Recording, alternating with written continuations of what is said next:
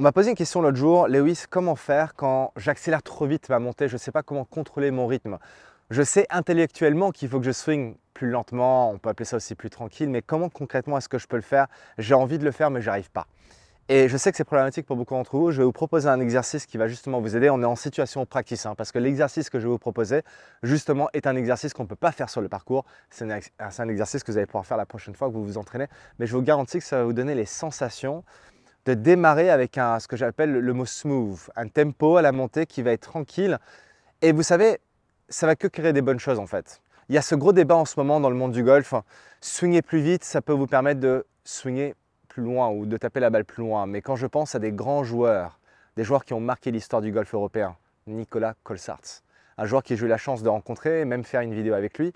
Et je me souviens qu'à l'époque, on avait fait une vidéo ensemble, il était considéré comme le plus long frappeur sur le circuit européen.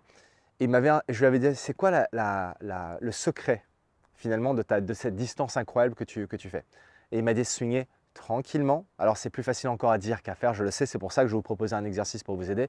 Mais il disait que la première partie de son backswing, le fait de swinger smooth dans sa montée, ça lui permettait de créer beaucoup de bonnes choses dans le swing. Parce que c'est vrai, qu'est-ce qui se passe quand on swing trop vite, trop tôt dans la première partie du backswing?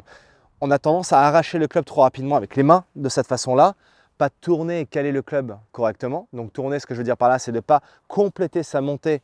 Et moins on va compléter sa montée, plus au retour, il va y avoir des compensations mécaniques dans le club. Si on arrache le club trop vite ici et qu'on n'a pas tourné correctement, dans le downswing, on va très certainement se jeter par-dessus, produire de la vitesse au mauvais moment, créer un manque de régularité dans les contacts de balle, des tops, des grattes, enfin bref, tout ce qui n'est pas bon, vous pouvez l'imaginer, ça peut arriver juste à cause d'un problème de tempo. Ce n'est pas forcément votre swing.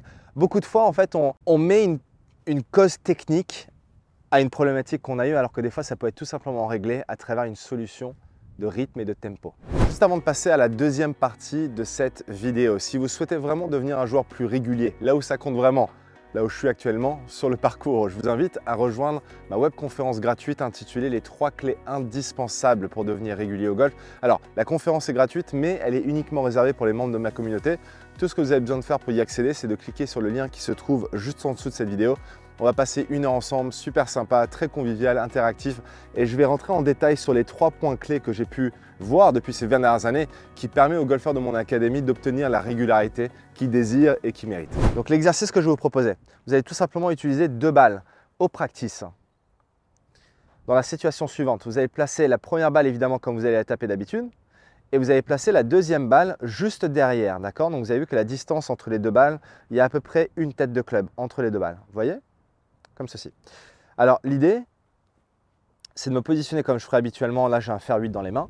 Et là, vous allez tout simplement pousser la balle derrière vous dans votre backswing. Vous allez la pousser pour que la balle voyage en ligne au ras de sol. Et en fait, elle va finir juste derrière moi. Donc, regardez comment ça va se passer. Et là, je tape. Donc, l'objectif premier, c'est je pousse la balle en ligne. Ça va me permettre de ralentir un petit peu cette première partie du backswing qui a tendance à accélérer trop vite et à arracher le club un peu trop rapidement. Il y a un terme que mon père utilisait toujours, c'est mon père qui m'a mis dans le golf il y a plus de 35 ans maintenant. Et en fait, mon papa utilisait un terme quand j'étais plus jeune, lui-même pro de golf depuis plus de 45 ans. Il me disait « swing the club low and slow ». Low and slow. Donc, traduction un peu compliquée, c'est pour ça que je l'ai dit en anglais. Mais tout simplement, ça veut dire swinger bas, rester bas avec le club et lent. Low and slow. Et le problème, c'est que quand on swing vite, on arrache le club rapidement avec les mains et donc du coup, automatiquement, le club ne voyage pas près du sol.